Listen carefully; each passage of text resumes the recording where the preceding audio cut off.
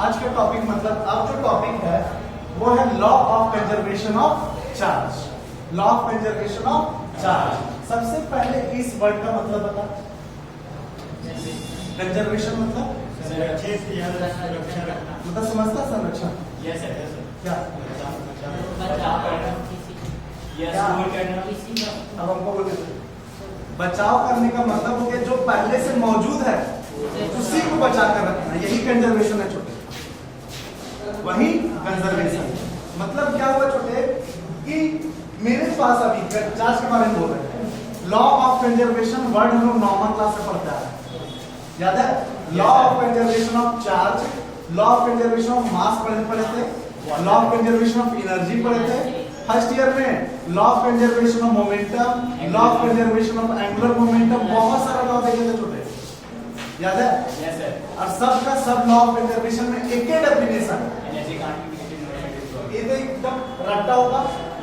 ऊर्जा को नहीं हम उत्पन्न कर सकते, नहीं नष्ट कर सकते। Energy can not be created not be destroyed, mass can not be created not be destroyed. उसी तरह से चार्ज है छोटे, charge can not be created not be destroyed. ठीक है ना छोटे? Charge can not be created not be destroyed.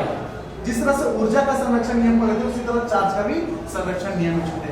एक और डेफिनेशन हम बताए थे लोगों को, वो यूनिवर्सल है छोटे। कुछ लॉ पूछा जाता है, यहाँ चार्ज पूछा जा रहा है ना, एनर्जी मास पूछा, वो कुछ पूछा जाए, कार्य से पहले और कार्य के बाद इक्वल होगा। मास के बारे में बोल रहे हैं तो रिएक्शन से पहले मास, रिएक्शन के बाद मास बराबर होगा। केमिस्ट्री में law of conservation of mass. उसके बाद कार्य से पहले ऊर्जा, कार्य के बाद ऊर्जा इक्वल होगा छोटे। ऊर्जा मतलब एनर्जी। उसी तरह मोमेंटम, कार्य से पहले मोमेंटम, तक टकराने से पहले मोमेंटम, टकराने के बाद मोमेंटम बराबर होगा। ये law of conservation of momentum है। उसी तरह law of conservation of charge, रगड़ने से पहले चार्ज और रगड़ने के बाद चार्ज बराबर होगा। बहुत सारा एग्जांपल है। बचपन में रगड़ के कागज पर चिपका रहे थे, यस सर। कौन सा लॉ पर काम कर रहे थे मेरे पास? Law of conservation of charge. Balloon को रगड़ो बाल में और दीवार में चिपका दो, चिपक जाएगा। चिपक जाएगा मेरे भाई।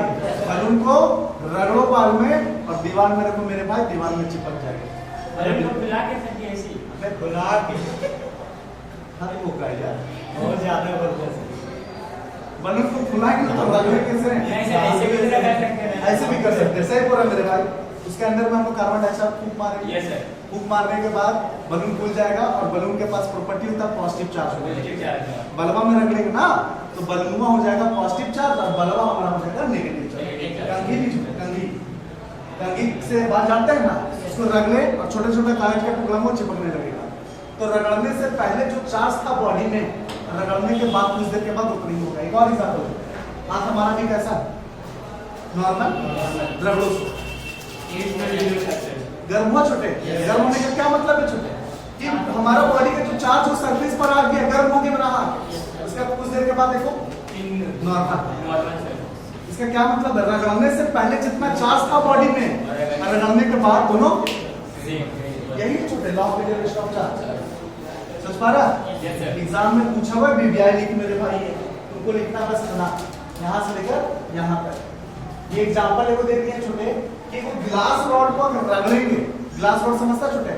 शीशा का rod. Yes sir. Silk cloth में जब रगड़ेंगे तो ग्लास रॉड में प्रोड्यूस होगा पॉजिटिव चार्ज। प्रोड्यूस नहीं, उसके अंदर में है चार्ज छिपा, उस सरफेस में आ जाएगा। और सिल्क क्लॉथ में नेगेटिव चार्ज आएगा छोटे। रगड़ने से पहले और रगड़ने के बाद दोनों में मैग्नीट्यूड सेम होगा। रगड़ने से पहले भी और रगड़ने के बाद भी 10 कूलम चार्ज था तो रगड़ने के बाद का लगा 15 कूलम हो जाएगा, 10 कूलम बस समझा रहा है? Yes sir. मिलेगा? ये law of conservation of mass charge. Sir तो इसमें भी एग्जांपल है when a glass rod when a glass rod मतलब ग्लास का जो रॉड है उसको रगड़ेंगे सिल्क क्लॉथ के साथ, तब पॉजिटिव चार्ज डेवलप होगा ग्लास रॉड में और नेगेटिव चार्ज डेवलप होगा सिल्क क्लॉथ में। रगड़ने से पहले और रगड़ने के बाद दोनों में मैग्नीट्यूड सेम होगा। मैग्नीट्यूड मतलब 10 कूलम तो 10 कूलम, 20 कूलम तो 20 कूलम सेम होगा। ये law of conservation of charge. इसको नहीं लिखा सर? लिखना है मेरे भाई, एग्जांपल क्या है?